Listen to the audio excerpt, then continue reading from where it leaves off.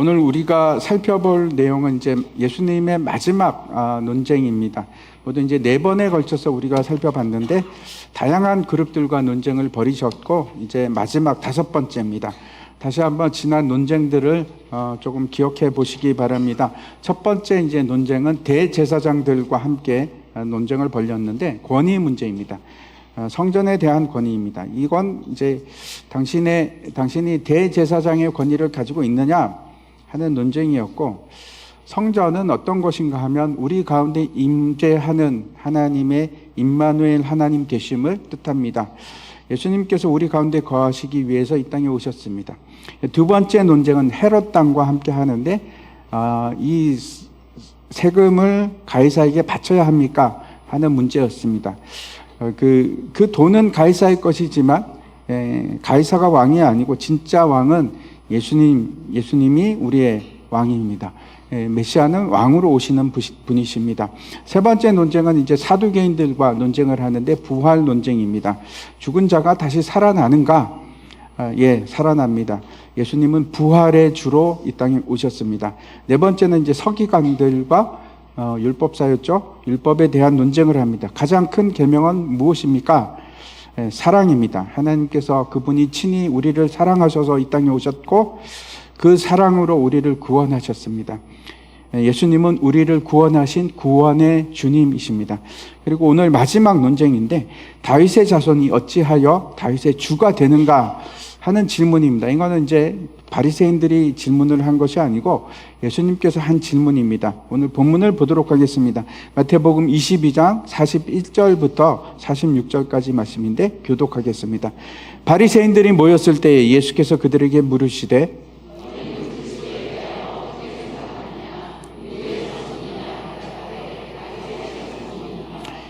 이르시되 그러면 다윗이 성령에 감동되어 어찌 그리스도를 주라 칭하여 말하되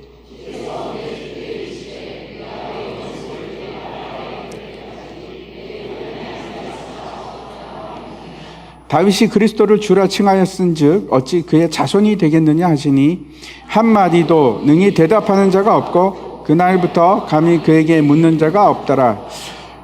아멘. 예, 우리가 세상을 살아가다 보면은 굉장히 많은 지식이 필요합니다.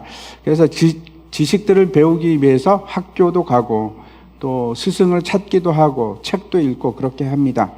어떤 지식이 그래서 우리에게 유익할까요? 어떤 지식이 중요할까요? 학교에서 여러 가지 배웁니다. 그런데 여러분도 아마 그런 생각을 해 보셨을 겁니다. 이거 배워서 뭐해? 미분, 적분 이거 쓰는 건가? 고차 방정식을 왜 배우나? 쓰지도 않을 거. 이거 어디다 써먹는가? 예, 그런 것들이 먹고 사는데 중요한 것들은 아닙니다. 그 지식들은. 그러면 여러분께서 살아가는 동안에 가장 중요한 지식이 뭐라고 생각을 하십니까? 생각해 보시기 바랍니다. 밥을 짓는 기술인가? 돈을 버는 기술인가? 어떤 지식이 여러분에게 정말 중요한 지식이라고 생각해 하십니까? 사람마다 다를 수 있습니다. 상황에 따라서 다를 수 있고 어떤 지식은 유용하고 또 어떤 지식은 열심히 배워봤자 쓸모가 없고 그럴 수 있습니다. 근데 빌립보서에 보면 바울이 이런 말을 합니다. 한번 보시기 바랍니다. 빌립보서 3장입니다. 그러나 무엇이든지 내게 유익하던 것을 내가 그리스도를 위하여 다 해로 여길 뿐더러 또한 모든 것을 해로 여김은 내 주 그리스도 예수를 아는 지식이 가장 고상하기 때문이라. 내가 그를 위하여 모든 것을 잃어버리고 배설물로 여김은 그리스도를 얻고 그 안에서 발견되려 함이니 내가 가진 의는 율법에서 난 것이 아니요 오직 그리스도를 믿음으로 말미암은 것이니 곧 믿음으로 하나님께로부터 난 의라. 사도 바울이 자기가 유익하게 생각했던 모든 지식들은 결국 별로 쓸모가 없었다. 그래서 오히려 해가 되고 그래서 버렸다 이렇게 얘기를 하는 겁니다. 세상에서 가장 중요하고 고상한 지식, 그 고상하다는 것은 탁월하고 최고라는 뜻입니다. 최고의 지식은 무엇인가 하면 내 주 그리스도 예수를 아는 지식 이렇게 말씀하고 있습니다. 왜 사도 바울이 이렇게 예수 그리스도를 아는 지식이 중요하고 그 외에는 다 배설물 같이 여겼을까요? 그게 그토록 중요한 것인가? 여러분에게는 어떻습니까? 예수 그리스도를 아는 지식이 정말 중요하다고 느끼십니까? 예수 그리스도를 아는 지식이 그렇게 절대적인 것인가? 또 골로새서에서는 사도 바울이 이렇게 얘기합니다. 2장인데 이는 그들로 마음의 위안을 받고 사랑 안에서 연합하여 확실한 이해의 모든 풍성함과 하나님의 비밀인 그리스도를 깨닫게 하려 함이니 그 안에는 지혜와 지식의 모든 보화가 감춰져 있느니라. 오늘 본문을 통해서 그리스도 예수가 도대체 어떤 분인지 예수 그리스도를 아는 지식을 우리가 가졌으면 좋겠습니다. 더 깊이 가졌으면 좋겠습니다. 그리고 그 지식이 정말 우리 삶에 있어서 얼마나 유용하고 생명이 되는지 우리가 깨닫기를 원합니다. 오늘 이제 본문의 마지막 절이 46절인데 이렇게 되어 있습니다. 한마디도 능히 대답하는 자가 없고 그날부터 감히 그에게 묻는 자도 없더라. 바리새인들이 이제 꿀먹은 벙어리처럼 아무런 대답도 할 수 없었다. 그리고 그 이후에는 논쟁을 하는 일도 완전히 끝이 났다. 이렇게 말씀하는 겁니다. 그런데 이제 이 부분에 대해서 마가복음에서는 여기에 논쟁을 하고 있던 다른 사람들의 입장에 대해서 이제 반응을 보여줍니다. 한번 보겠습니다. 마가복음 12장인데 다윗이 그리스도를 주라 하였은즉 어찌 그의 자손이 되겠느냐 하시니 많은 사람들이 즐겁게 듣더라. 이 모든 논쟁을 다른 사람들이 즐겁게 들었다 이렇게 말씀하는 겁니다.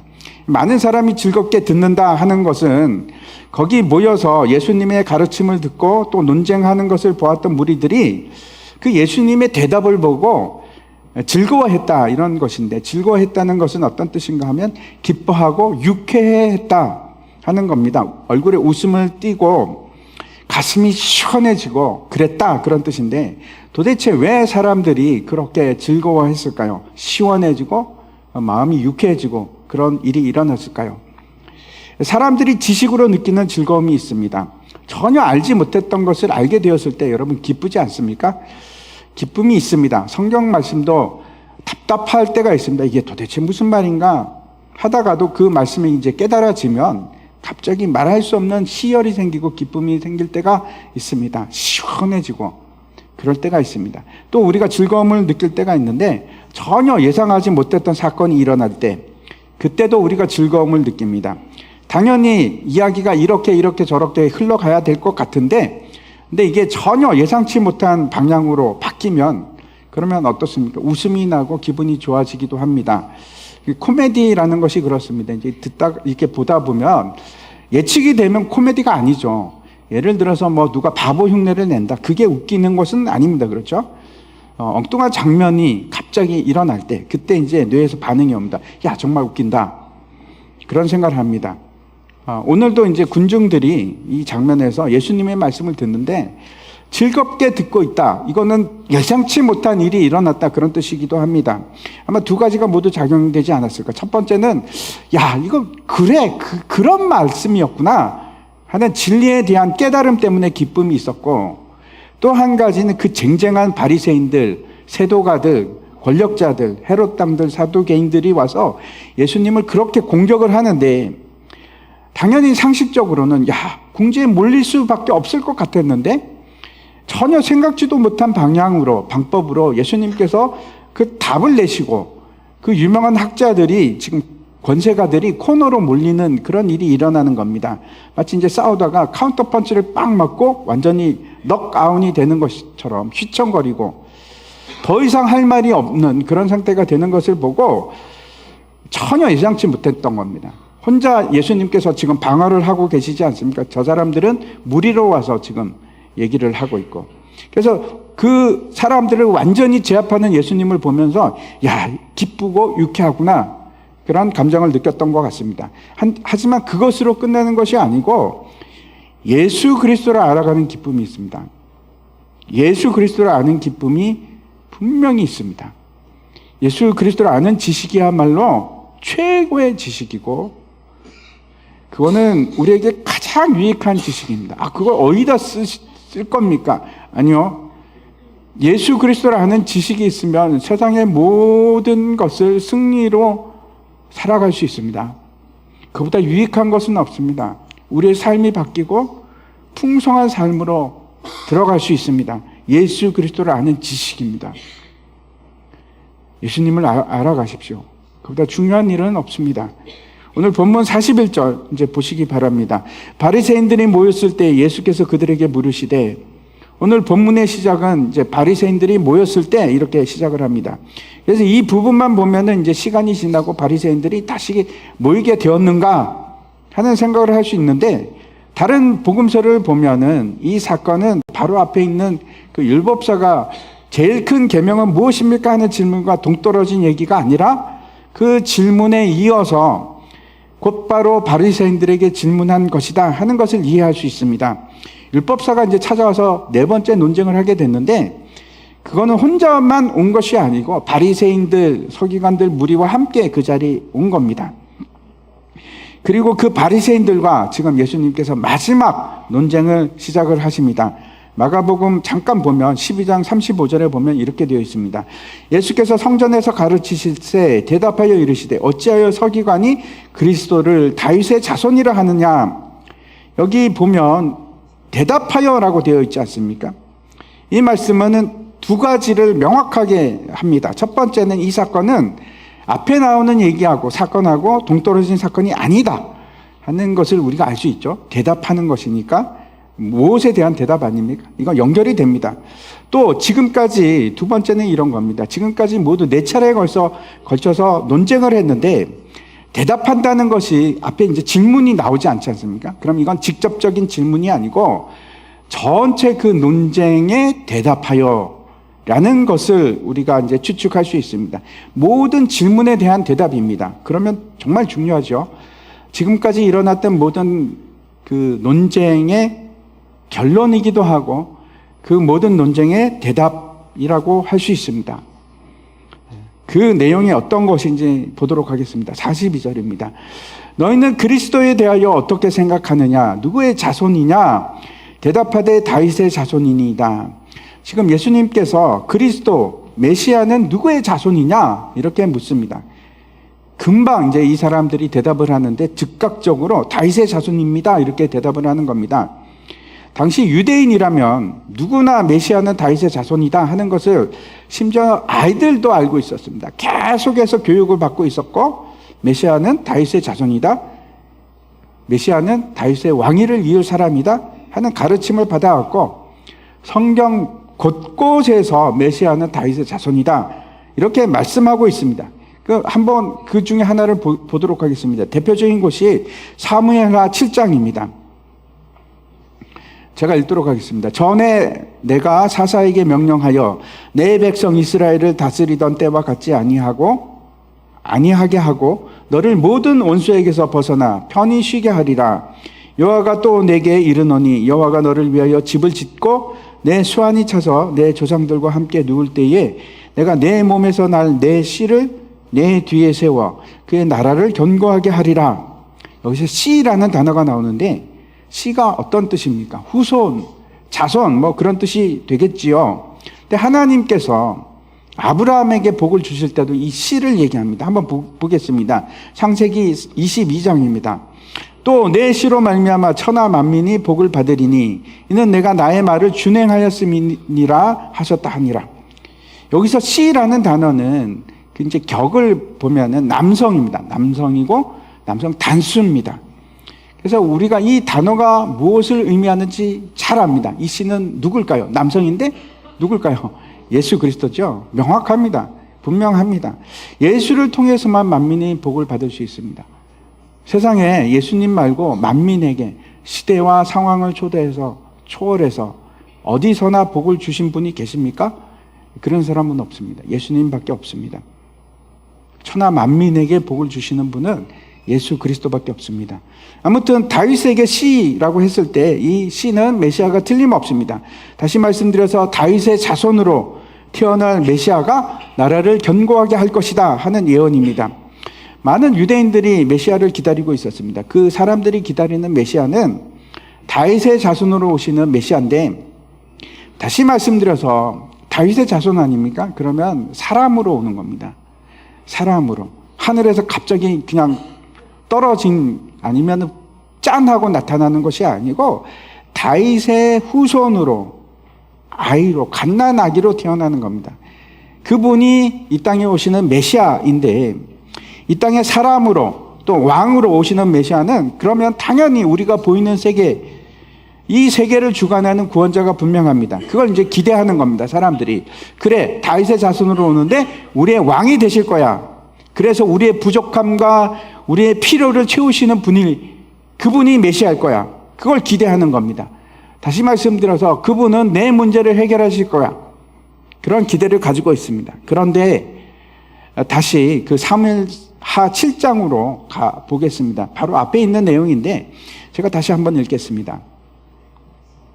가서 내 종 다윗에게 말하기를 여호와께서 이와 같이 말씀하시되 내가 나를 위하여 내가 살 집을 건축하겠느냐?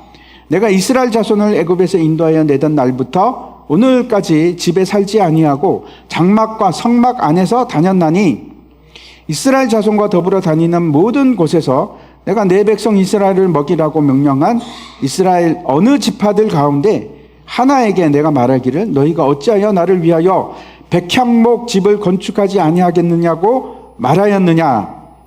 그러므로 이제 내 종 다윗에게 이와 같이 말하라. 만군의 여호와께서 이와 같이 말씀하시기를 내가 너를 목장 곧 양을 따르는 데에서 데려다가 내 백성 이스라엘의 주관자로 삼고 내가 가는 모든 곳에서 내가 너와 함께 있어 내 모든 원수를 내 앞에서 멸하였은즉 땅에서 위대한 자들의 이름 같이 내 이름을 위대하게 만들어 주리라. 이게 무슨 말씀인가 하면 다윗이 그러는 겁니다. 나는 정말 지금 좋은 곳에서 살고 있는데 하나님을 보니까 하나님은 지금 텐트 안에 계셔. 성막 안에 계세요. 야, 내가 하나님 위해서 하나님의 전을 짓고 싶구나.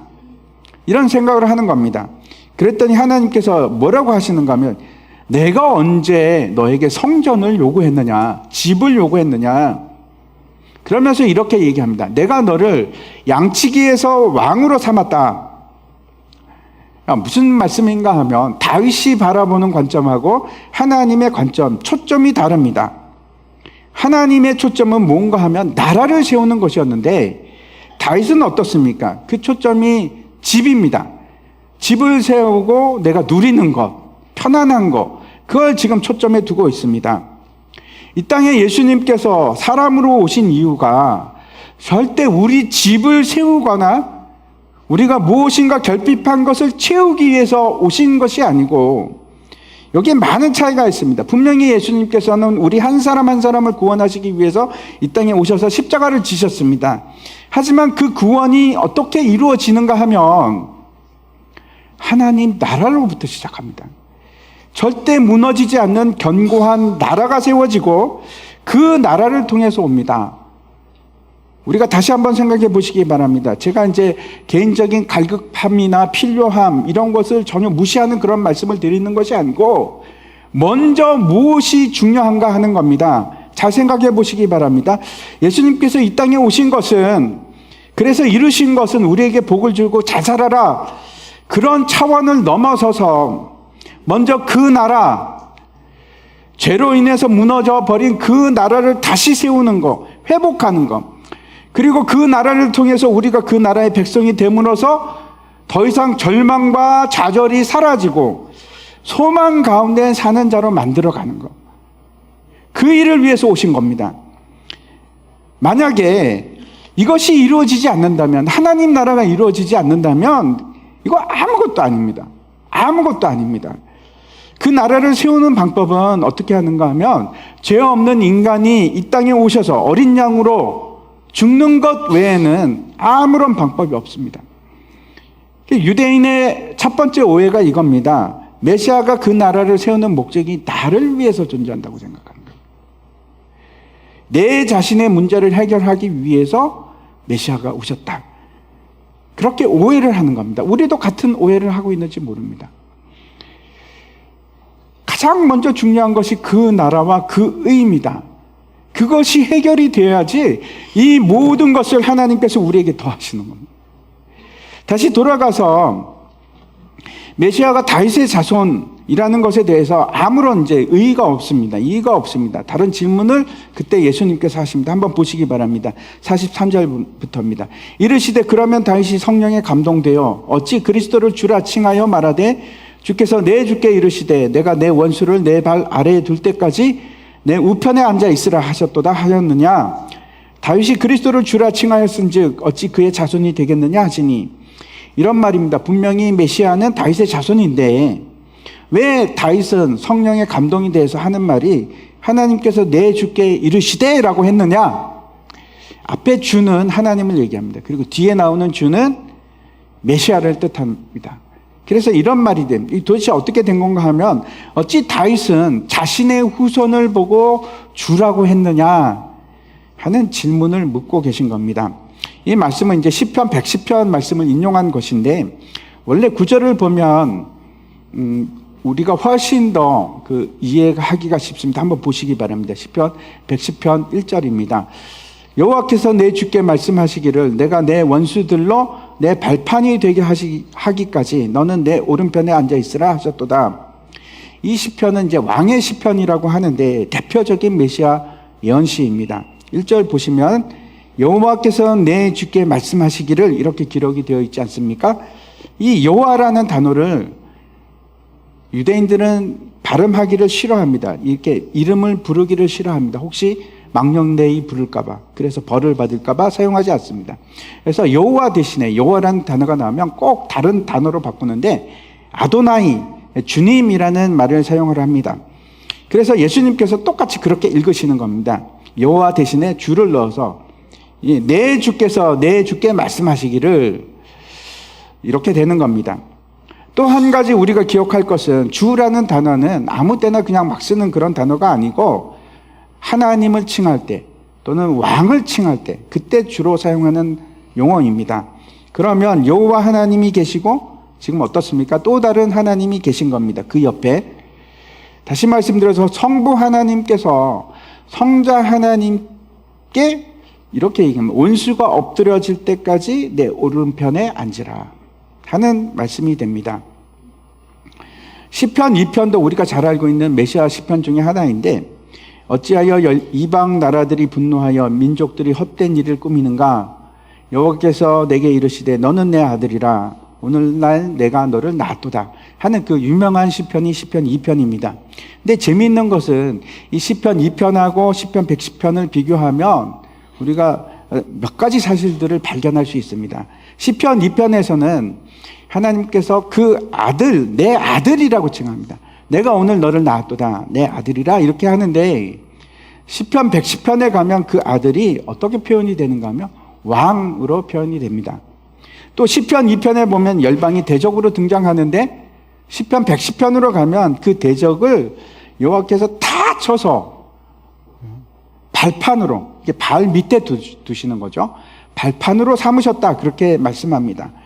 또 한 가지는 시편 2편에 보면 그 아들을 시온에 두셨다, 그렇게 말씀하는데, 시편 110편으로 가면 그 왕이 어떤 왕인가 하면 여기 보면 멜기세덱의 서열을 따른 제사장, 영원한 제사장이다, 이렇게 기록을 하고 있습니다. 그리고 그 왕이 심판을 하십니다. 심판을 하십니다. 이것이 또 다른 메시아의 모습입니다. 즉 다시 오실 왕은 우리의 심판의 주님이십니다. 심판주이십니다. 멜기세덱의 서열을 따른 영원한 제사장일 뿐만 아니고 그분이 심판하실 분이십니다. 예수님의 이제 이 얘기는 그렇죠. 또 다른 완전한 신성을 의미합니다. 심판하시는 분은 하나님이시기 때문에 제사장이 하는 일이 결국 어떤 일인가 하면 죄를 사하고 제사를 드리고 죄가 사해졌음을 선포하는 일을 하는 그 자가 제사장입니다. 근데 그 일은 인간의 모습으로 하는 것이 아니고 하나님께서 하시는 일인데, 죄를 사하는 권세를 가지고 계실 뿐만 아니고 그 주님이 세상을 심판하시는, 결국 선과 악을 심판하시는 분이다 하는 말씀입니다. 그래서 제가 이제 지난주에 5개의 논쟁에 대해서 이제 마지막 5번째 논쟁은 마태복음 2장에 나오는 그는 나사렛 사람이라 칭함을 받을 것이라 하는 말씀과 연관이 있다고 말씀을 드렸는데, 그 예언이 나오는 이사야서 11장 말씀 한번 읽어보도록 하겠습니다. 이사야서 11장입니다. 이새의 줄기에서 한 싹이 나며 그 뿌리에서 한 가지가 나서 결실할 것이요 그의 위에 여호와의 영 곧 지혜와 총명의 영이요 모략과 재능의 영이요 지식과 여호와를 경외하는 영이 강림하시리니 그가 여호와를 경외함으로 즐거움을 삼을 것이며 그의 눈에 보이는 대로 심판하지 아니하며 그의 귀에 들리는 대로 판단하지 아니하며 공의로 가난한 자를 심판하며 정직으로 세상의 겸손한 자를 판단할 것이며 그의 입의 막대기로 세상을 치며 그의 입술의 기운으로 악인을 죽일 것이며 공의로 그의 허리띠를 삼으며 성실로 그의 몸에 띠를 삼으리라. 여기서도 마찬가지입니다. 이새의 줄기에서 나오는 분이십니다. 이새는 다윗의 아버지입니다. 그래서 메시아는 다윗의 아버지, 다윗의 자손이다 하는 말씀을 똑같이 하고 있고 그에게 성령이 임하시고 그가 행하시는 일이 어떤 겁니까? 공의로 심판하는 일입니다. 우리가 잊지 말아야 할 정말 중요한 말씀입니다. 메시아는 우리를 심판하시는 분이십니다. 여기서 제가 다시 앞으로 돌아갔으면 좋겠습니다. 지금 대제사장들 그리고 헤롯 땅 사두개인들 서기관들 그리고 마지막으로 바리새인들과 예수님께서 논쟁을 벌이셨습니다. 최초의 논쟁의 주제가 어떤 것인지 여러분 다시 한번 기억해 보시기 바랍니다. 어떤 거였습니까? 이런 겁니다. 당신이 무슨 권세로 이 일을 하는가? 당신이 무슨 권세로 이 일을 하는가? 하는 것으로 시작했습니다. 다시 한번 곰곰이 생각해 보시기 바랍니다. 이 사람들은 지금 예수님을 함정에 빠뜨려서 궁지에 몰아넣고 죽이려고 하는 사람들입니다.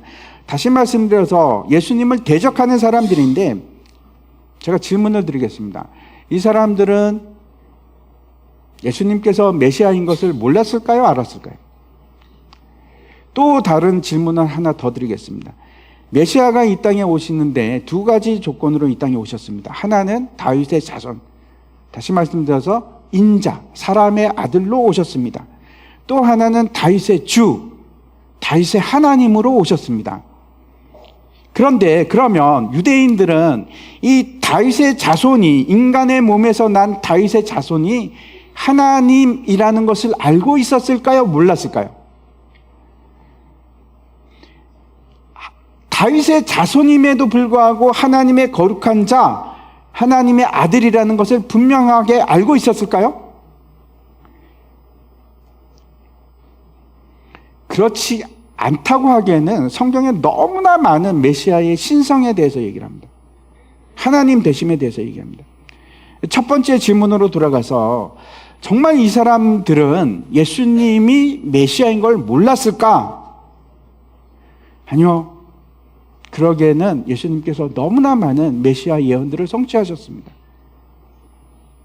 눈먼 장님을 눈을 뜨게 하고 안진뱅이를 걷게 하시고 그 외에도 수많은 메시아 예언들을 성취하셨습니다. 제가 포도원 비유 말씀을 드릴 때 기억하십니까? 예수님을 대적하는 그 무리들, 예수님이 하나님의 아들 메시아인 것을 몰랐는가? 다시 한번 그 장면을 우리가 포도원 비유, 농부들 얘기를 한번 다시 보겠습니다. 21장 38절인데 농부들이 그 아들을 보고 서로 말하되 이는 상속자니 자 죽이고 그의 유산을 차지하자 하고, 이 농부는 누굽니까? 예, 종교 지도자들입니다. 여기 나와서 논쟁을 하고 있는 그 사람들입니다. 누구인지 알았습니다. 하나님의 아들인 것을 분명히 알았습니다. 그리고 왜 죽였습니까? 여기 이유도 나오지 않습니까? 상속을 받기 위해서, 유산 때문에 죽였습니다. 유산이 뭘까요? 하나님의 유산은, 하나님의 기업은 그의 백성입니다. 그들이 원했던 것은 그 백성을 차지하는 겁니다. 되게 놀라운 무서운 일입니다. 그 사람들은, 그 종교 지도자들은 예수님이 누군지 분명히 알았고 그들이 차지하고자 했던 것은 그의 백성을 빼앗는 것이고, 그래서 하나님의 아들을 죽였습니다. 결국은 죽였습니다. 그래서 지금 이 말씀은 많은 사람들이 이렇게 생각합니다. 이거는 예수님의 인성 그리고 신성, 다시 말씀드려서 예수님의 사람 되심과 하나님 되심을 얘기하는 거구나. 맞습니다. 그게 틀렸다는 얘기는 아닙니다. 하지만 그 이상을 말씀하고 있습니다. 정말 말씀하고자 하는 것은 뭔가 하면 예수님께서 이 바리새인들과 그 무리들에게 이렇게 말씀을 하시는 겁니다. 다윗의 주 메시아를 너희가 지금 대적하고 있구나. 너희가 나를 대적하고 있구나. 그 말씀을 하시는 겁니다. 시편 110편 말씀 뒷부분입니다. 5절부터 7절까지 제가 다시 한번 읽어드리겠습니다. 주의 오른쪽에 계신 주께서 그의 노하시는 날에 왕들을 쳐서 깨뜨리실 것이라. 문 나라를 심판하여 시체로 가득하게 하시고 여러 나라의 머리를 쳐서 깨뜨리시며 길가의 시냇물을 마심으로 그의 머리를 드시리로다. 굉장히 무서운 말씀 아닙니까? 끔찍한 얘기입니다. 쳐서 깨뜨리시겠답니다. 그 대적들을. 왜 사람들은 진리를 알면서도 그 진리를 부정할까요? 애써 모른 채 할까요? 이런 겁니다. 하나님의 말씀은 하나님의 말씀이고 나는 나지 뭐. 상식적으로 생각해 보시기 바랍니다. 만약 사람들이 예수님이 바로 그 그리스도고 메시아고 살아계신 하나님이라는 걸 안다면 당연히 어떻게 해야 됩니까? 하나님의 아들이 여기 앞에 있으면 어떻게 하시겠습니까? 무릎을 꿇어야죠. 경배해야죠. 그게 마땅하지 않습니까? 그에게 순복해야죠. 그게 지극히 당연한 일 아닙니까? 근데 왜 안 할까요? 왜 그걸 거부하고 아닌 채, 아닌 것처럼 그렇게 지금 하고 결국은 죽일까요? 거기에 대해서 로마서가 말씀을 하십니다. 1장 28절 말씀 보시기 바랍니다. 또한 그들이 마음에 하나님을 두기 싫어하며 하나님께서 그들을 그 상실한 마음대로 내버려 두사 합당하지 못한 일을 하게 하셨으니. 우리는 원래 어떤 사람들인가 하면 저도 그렇고 여러분도 그렇고 하나님을 그 마음에 두기 싫어하는 사람들입니다. 좋으십니까? 하나님 두시기를 좋아하셨습니까? 지금 말고 이전에. 하나님이 있고 없고의 문제가 아닙니다. 사람들이 싫어합니다. 왜? 여러분 한번 다시 생각해 보십시오. 여러분 다 예수님 믿으시죠? 예수님이 하나님의 아들이라는 거 분명히 믿으시죠? 아멘이십니까? 근데 왜 순종하지 않을까요? 너무 이상하지 않습니까? 근데 왜 하나님 앞에 무릎을 안 꿇을까요?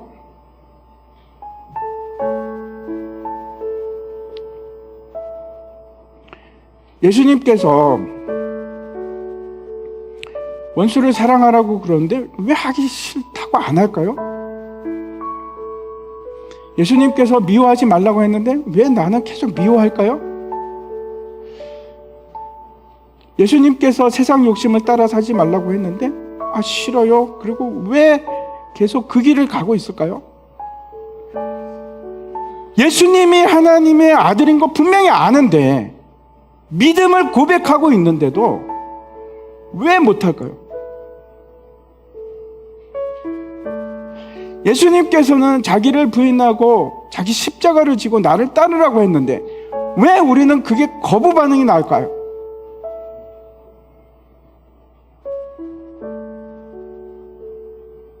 왜 싫을까요? 손해보는 것 같고. 지금은 못하겠습니다. 하나님, 지금은 아니거든요. 죽을 때쯤 하겠습니다. 왜 그럴까요?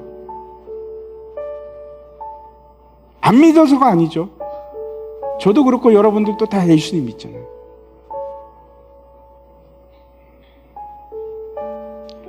왜 그런가 하면 로마서가 말씀하십니다. 자신이 왕이 되고 싶어서, 하나님을 두기를 싫어서, 내 마음에 왕이 있는 게 싫어서, 하나님이 아니고 내가 왕이 되고 싶고 내가 결정하고 내 힘으로 하고 싶고 내가 다스리고 싶어서. 로마서에 보면 그런 사람들에게 하나님의 진노가, 심판이 임한다고 말씀합니다. 하나님의 진노가 임하는데, 심판이 임하는데 그 심판이, 진노가 어떤 것인가 하면 그들을 그대로 내버려 두는 겁니다. 뭐라고 말씀하시는가 하면 그들의 정욕대로 더러움에 내버려 두고, 너 그렇게 정욕이 너한테 있어? 네가 그걸 버리기를 안 해? 버리기를 싫어해? 내버려 두는 거야. 더러운 채로 살도록.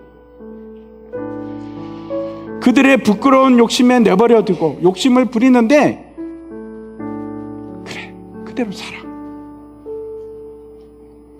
그리고 세 번째, 그들을 하나님을 상실한 마음 그대로 내버려 두신답니다. 하나님을 두기 싫어한, 하나님을 버린 마음 그대로 두신답니다. 그래서 이 사람들은, 진노를 당하는 사람들은 어떻게 되는가 하면 예수를 믿지 않는데 불구하고 잘 삽니다. 그냥 욕심 계속 부리고 더 잘 되고 더 잘 나가고 그렇게 살 수 있습니다. 그게 축복이 아니고 여러분, 심판입니다. 저주입니다. 계속 잘 되는 건 저주입니다. 하나님을 떠났는데 계속 잘 되는 건 저주입니다. 하나님께서 그 길을 그냥 가도록 그냥 내버려 두시는 겁니다. 이보다 큰 저주가 없습니다. 내가 하나님을 버려두고 복종하기를 싫어하고 말을 따르지 않고 이걸 하는데 이게 잘 된다, 기억하십시오. 그건 저주입니다. 하나님을 믿고 하나님께서 사랑하시는 그 아들들을 하나님께서 결코 그냥 두지 않으십니다. 때려서라도, 두들겨 패서라도 데리고 옵니다. 그게 축복입니다. 세상적으로 보면 망한 거죠. 완전히 망한 것처럼 보일 수 있습니다. 근데 아닙니다. 축복의 시작입니다. 저도 그랬습니다. 하나님께서 저를 사랑하셔서 저를 때리시고 돌이키게 하셨습니다. 너무 감사하죠. 지금은 그 생각만 해도 끔찍합니다. 하나님께서 저를 때리지 않았으면 저희가 어떻게 됐을까? 놀라운 축복입니다. 놀라운 축복입니다. 여러분, 메시아는, 이 땅에 오신 예수 그리스도는 심판의 주가 되십니다. 그게 메시아의 사역입니다. 메시아의 모습입니다. 요한복음 3장 말씀 다시 한번 18절입니다. 같이 한번 읽겠습니다. 시작. 그를 믿는 자는 심판을 받지 아니하는 것이요 믿지 아니하는 자는 하나님의 독생자의 이름을 믿지 아니함으로 벌써 심판을 받은 것이요. 벌써 심판을 받은 것이요. 하나님을 믿지 않는 것이 심판의 시작입니다. 그래서 기뻐하십시오. 예수 그리스도를 믿는 자에게는 결코 정죄함이 없습니다. 우리에게는 심판이 더 이상 없습니다. 우리에게는 저주도 없습니다. 왜? 예수님께서 우리를 대신해서 모든 그 저주를 다 받으셨으니까. 우리는 하나님의 사랑하는 딸이고 하나님의 아들입니다. 그래서 징계를 받으면 오히려 기뻐하십시오. 감사합니다. 정말 하나님께서 나를 사랑하시는, 내가 진짜 하나님의 아들과 하나님의 딸이 맞군요. 너무 감사합니다. 그게 증거입니다. 나를 때리시는 것이 하나님의 사랑의 증거입니다. 축복의 시작입니다. 우리 교회도 보면 하나님께서 그런 일들을 하시는 분들을 보시면 제가 속으로는, 밖으로는 얘기 못하는데 속으로는 감사합니다. 하나님께서 사랑하시니까 때리시고, 제가 이렇게 교회에 있으면서 보면 그분들이 반드시 돌아옵니다. 반드시 돌이키시거든요.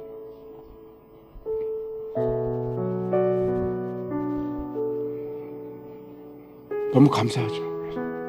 우리를 치시는 것이, 우리를 심판하시는 것이. 마지막 말씀 한번 보여주십시오. 우리가 잘 아는 말씀입니다. 함께 읽겠습니다. 하나님이 세상을 이처럼 사랑하사 독생자를 주셨으니 이는 그를 믿는 자마다 멸망치 않고 영생을 얻게 하려 하십니다. 아멘. 다 함께 일어나셔서 우리 같이 찬양하겠습니다.